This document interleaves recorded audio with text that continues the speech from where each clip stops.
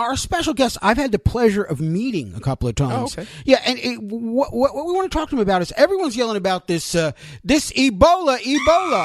Right. Yeah, it's the Ebola. Watch out! But more people are dying because we're letting illegal aliens in than anything else. Jim Gilchrist joins us. One of the founders of, was it the original Minutemen, Jim? I'm sorry, I didn't hear you, Dominic. I'm sorry. You were one of the founders of the original Minutemen. Is that right? Right, I'm the founder of the Minuteman Project. Yeah. There were several organizers, but I'm the actual founder. And I remember I have met you a couple of times, and you've always been a wonderful gentleman. We're all yelling about Ebola. You came out with this interesting fact, and I've been yelling about it. You know, these 50,000 kids with runny noses and coughing and all this have come into America. We've spread them out throughout the United States. Then all of a sudden there's this new story about this mysterious disease that it has been wiped away from America, but is only in these third world countries. And somehow little children are getting this disease and dying. And why is that, Jim? Yeah, that's interviro D68. It's a lung virus. Apparently there are several dozen variations of this virus, and it's killed at least 5 adolescent children already. And I took notice of its occurrence and how coincidental it seemed to be that we had 63,000, somewhere between 63,000 and 95,000 children from Central America that were distributed throughout the United States without the consent of anybody except for President Obama. And I wonder if, when they distributed these kids throughout the United States, if they also distributed them with a disease that, for whatever reason, they did not detect when they were examined. Well, Jim, let me tell you, because don't worry, I'm probably sure Obama will appoint a czar. So there will be a czar to look into this. I know. Jim, I got to tell you, it's interesting you say that, because it was covering the story here. It was something that I'm hearing people, Border Patrol people saying, some of these kids are sick. They're coughing and wheezing, and we're putting them on buses. And because the president, I don't actually know why. Because the president wants to show something to somebody, we're distributing them around the country, and then these diseases are popping up. And why? Where's Woodward and Bernstein to get to the bottom? How hard could it be to figure out that, that we sent 20 kids there to this school and one kid died? How hard is this to figure out? Why is no one looking at this in the media? Dominic, we have a president who is a literal incompetent. I've been pretty easy on President Obama for the first 6 years that he's been in office, or first 5.5. But I've concluded that the man either has an agenda that is not at all for the betterment of the United States of America, or he's downright delusional. Either way, he's wrong and he's incompetent, and his own party now will not support him. There's something seriously wrong with anybody who wants to be a national leader who deliberately usurps the rules of law, insofar as our immigration laws, right, to dilute and morph the interpretation of those laws to suit his own agenda, whatever that is. I think specifically it's a politically inspired ploy to lure as many people from all around the world, whether they're legal or illegal aliens, to be a prospective voting bloc for the Democratic Party. And also the other plan is to dilute the traditional America into something that none of us can actually relate to. Because it doesn't speak English. So, Jim, one quick question: when did you first become a racist? Because obviously, anybody who criticizes the president because he's black, the first black president, is a racist. Has this always been a problem with you? Well, it works both ways. Racism presents itself in every race, color, creed, religion, so on and so forth. My experience in America is that our so-called melting pot of people from all around the world assimilating into United States or American culture, American language, has actually devolved into something kind of horrific, in my opinion. It's called the stack of marbles, where you have tens of millions of people who have come here illegally, have not assimilated into the United States. They're from all around the world, predominantly from Mexico and Central America. About 22 million out of the 33 million currently illegally in the United States are from Central America and Mexico. And we have now a sack of marbles, with each marble banging against the other marble, seeking dominance of its language, its culture, its race, its ethnicity, its beliefs, so on and so forth, over all others. It's basically tearing apart the American structure. Very disunited and very segregated. You can call me a racist if you want, but that's my observation. I've never considered myself a racist, but people who hate me will always call me that because that's what they do. Well, I found that out the first time I criticized the president, and I was amazed. I was very excited. This is going to sound weird, and maybe it is a little racist, but I was excited that we finally got a black president to show the world. I talked to a guy from England, and a lot of people don't know racism around the world is much, much, much bigger there in England, and we all think. He said to me, well, you notice we've never had a black prime minister, and he thinks it's going to be another 50, 60 years before that happens. We are the least racist country, and just by saying that my people who came here from Italy, and some were sent back because they looked sickly, came here legally and did it, and learned English. For some reason, this can't happen with Spanish people. I know, and it's we have some kooks who are actually in positions of political governorship who should not belong there.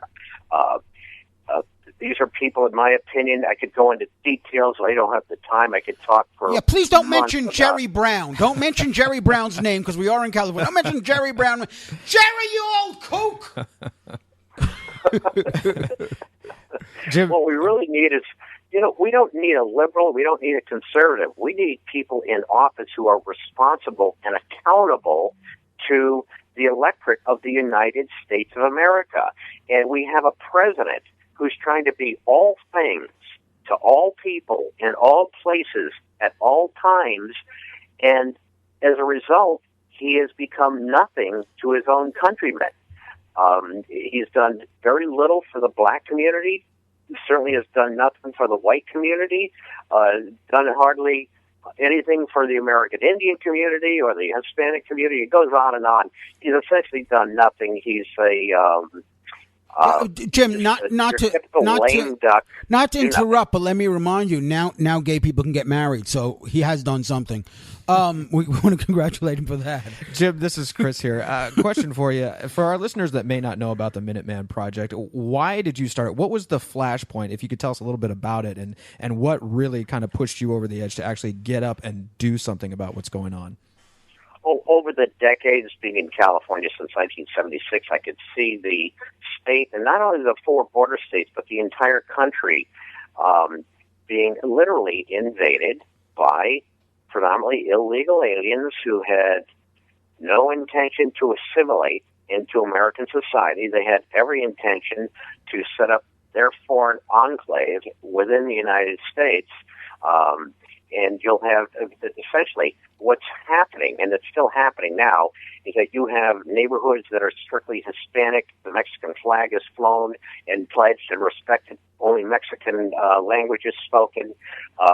Nobody else is really welcome there. You have black communities that do the same thing. You have white communities that do the same thing. You have Muslim communities that are doing the same thing. Asian communities. And that's where I came up with this idea about the melting pot, the salad bowl. Like heck. Yeah. We are a sack of marbles with everyone sort of hating each other. And it's really anti-American to be that way. because we're supposed to be this nation, this homogenous nation where we've all blended together. We have a common bond of language. I saw all these threats to our domestic tranquility, and I thought I should bring national awareness to this. And I've done so very successfully in the last 10 years. Now every presidential candidate is talking about the immigration chaos and its reckless disregard for the law.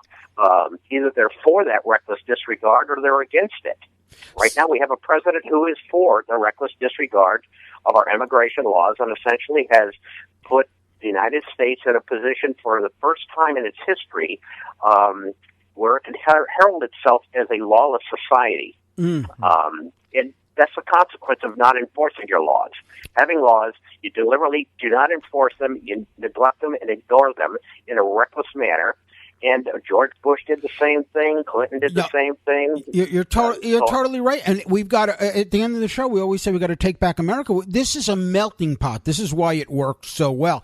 And being the melting pot theory, because I talk to people, my parents made sure I spoke English. They didn't want me to learn Italian. They took pride that I spoke English, and because they wanted to be part of America. Let's look at it a different way. I wonder, and I was told there's no dumb question, so this might be a little controversial. This question, this question is: I see Germans come here, speak English, and fit in. I see Italians. I see Yugoslavians, Russians come in, learn English, fit in, but I don't see it with the Spanish immigrant, because every time you pick up the phone, it's press 1 for English, press 2 for Spanish. Can we do some scientific research? Is there a gene, a geno or something that makes it impossible for Spanish people to learn English? Maybe that's it. Not at all. We're all human beings. We all have the same talents and mental faculties. We have also the ability to decide whether we want to do something or not do something. In the case of the Hispanic community, primarily from Mexico and Central America, there is little to no intention of assimilating into American culture. There are exceptions. There are some people from those countries who are more articulate in the English language than probably you and I are. They are such a remote minority. But we must remember, Jim, that they didn't cross the border. The border crossed them. So stupid. Right, and there's that baggage, that hatred for the United States European settler population that we have here. Somehow, when you're told in Mexico and Central America over and over again that the United States stole California and the seven southwest states from Mexico, and that's a myth. We did not steal it. It was the spoils of war. Plus, we also purchased, just like we purchased segments of the Southwest, just like we purchased Alaska and from Russia, Americans died. Louisiana from France.